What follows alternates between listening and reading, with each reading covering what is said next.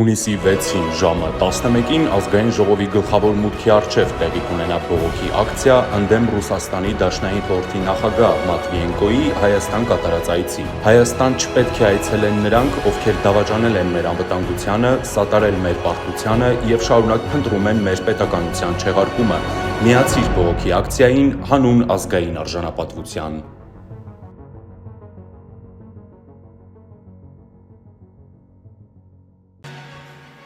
Monsieur le ministre, messieurs les vice-ministres,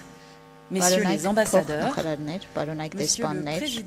l'Union des communes d'Arménie. Հայաստանի համայնքների միության պարոն նախագահ, տիկնակ եւ պարոնայք ընտրված ներկայացուցիչներ, տիկնակ եւ պարոնայք, նախ եւ առաջ ցանկանում եմ ջերմորեն շնորհակալություն հայտնել բոլոր այն մարդկանց, ովքեր հաջողությամբ աշխատել են այս իրադարձությունը կազմակերպելու համար, նախ եւ առաջ Գորիս քաղաքին եւ Սյունիք մարզին այս իրադարձությունը նախապատրաստելու համար։ 3 տարի առաջ Լիոն քաղաք ու մետրոպոլիան էին պատիվ ունեցել նախորդ համաժողովը կազմակերպելու եւ ես լիովին գիտակցում եմ այդ աշխատանքի կարեւորությունը եւ ծավալը։ Շնորհակալություն եմ հայտնում նաեւ Ֆրանսիայում Հայաստանի դեսպանությանը,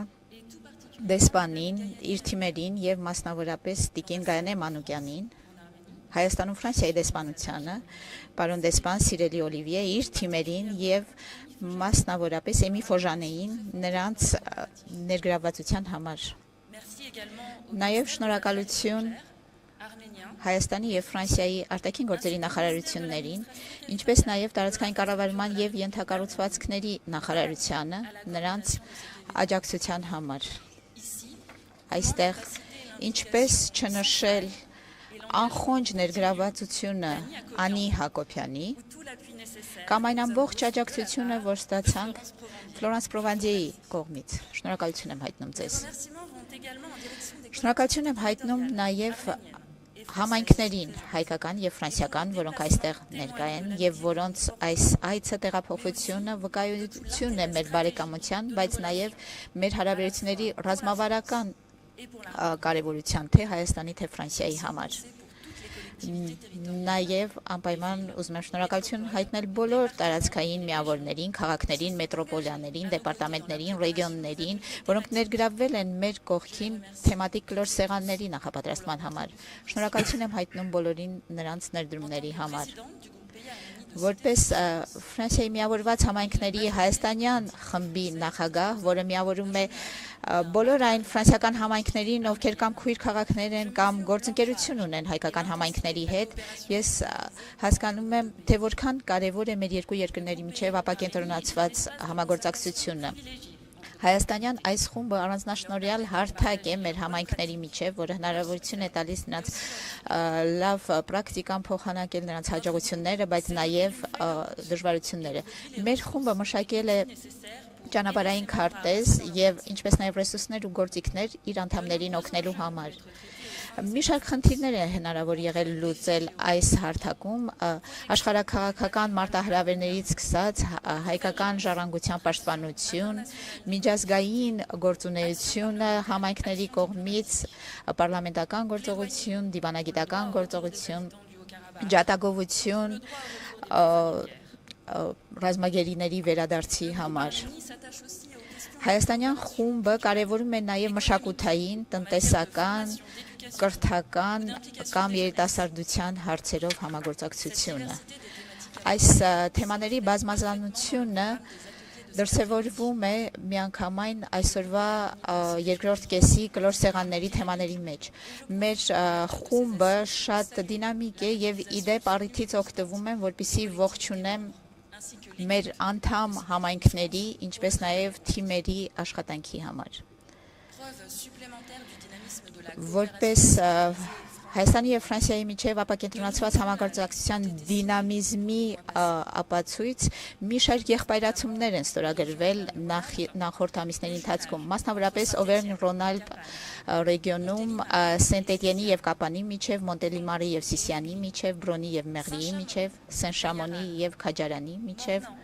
Մորնանի եւ Տեղի միջև, Լփյուի-Անվլեի եւ Տաթևի միջև, բայց նաև նոր համագործակցություն է ստորագրվել Էքսան-Պրովանսի եւ Մասիսի միջև կամ Մարսելի եւ Երևանի միջև։ Հուսով եմ, որ այս համաժողովը առիթ կլինի համայնքների համար եւ նրանց գործիչների համար ել ավելի մեծ թափ հաղորդել իրենց համագործակցությանը կամ եթե որոշ համայնքներ դեռ չունեն համագործակցություն, հայկական որևէ համայնքի հետ նոր համագործակցություն սկսել։ Ինչպես գիտեք,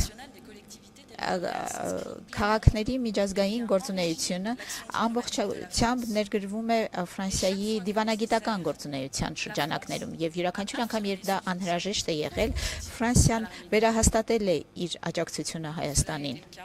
Այդպես էր 20-րդ դարի սկզբին, երբ Ֆրանսիան եւ մի շարք համայնքներ, որոնք այստեղ ներկա էին, հյուրընկալեցին ցեղասպանությունից մազապուրտ եղածներին։ Մեր նախարարը արտաքին գործերի նախարարը Ժան-Նոել Բարոն իդեպ իր Հայաստան կատարած այցի ժամանակ օգտվեց առիթից Հայաստանի պատմության թանգարանի ցուցահանդեսին մասնակցելու համար մայիսի վերջին։ Ֆրանսիան եւ իր համայնքները Հայաստանի կողքին էին նաեւ 1988 թվականին երկրաշարժի ժամանակ, որը այնքան զոհ եւ այնքան ողբերգություն առաջացրեց։ Սակայն Հայաստանը այդ ողբերգությունից եւս գլուխը բարձրացրեց, եւս մեկ անգամ ապացուցելով իր տոկունությունը։ Այդ ողբերգությունից ծնվեցին նաեւ մի շարք եղբայրացումներ մեր համայնքների միջև, մասնավորապես Լիոն եւ Երևան քույր քաղաքները իրար միավորող այս եղբայրացումը։ Ավելի մոտ մեր ժամանակներին մեր երկիրը կանգնած էր Հայաստանի կողքին, կոչ անելով իր հարևաններին, նախ եւ առաջ Ադրբեջանին, հարգել Հայաստանի տարածքային սուվերենությունը, նաեւ աջակցություն տրամադրելով Հայաստանին Լեռնային Ղարաբաղից տեղահանվածներից հյուրընկալելու համար։ Մեկ վայրկյան չեմ կասկածում, որ լիագումար նիստի ժամանակ Ֆրանսիայի դեսպանը կանդրադառնա այս աջակցությանը, որը միշտ կայուն եղել է Ֆրանսիայի կողմից Հայաստանի նկատմամբ։ Ապակենտրոնացված համագործակցությունը կարևոր դեր է խաղում մեր երկու երկրների կապերը ամրապնդելու հարցում եւ կարևորագույն ռազմավարական բաղադրիչ է ֆրանսիական հարաբերությունների։ Օրինակ, երբ խոսք է գնում երկրի ենթակառուցվածքները զարգացնելու, տրանսպորտի, թափոնների կառավարման կամ ջրի եւ ջրահեղացման հարցում, երբ խոսք է գնում միասին փառաբանելու մեծ մարդկանց, տղամարդկանց եւ կանանց, օրինակ 2024 թվականին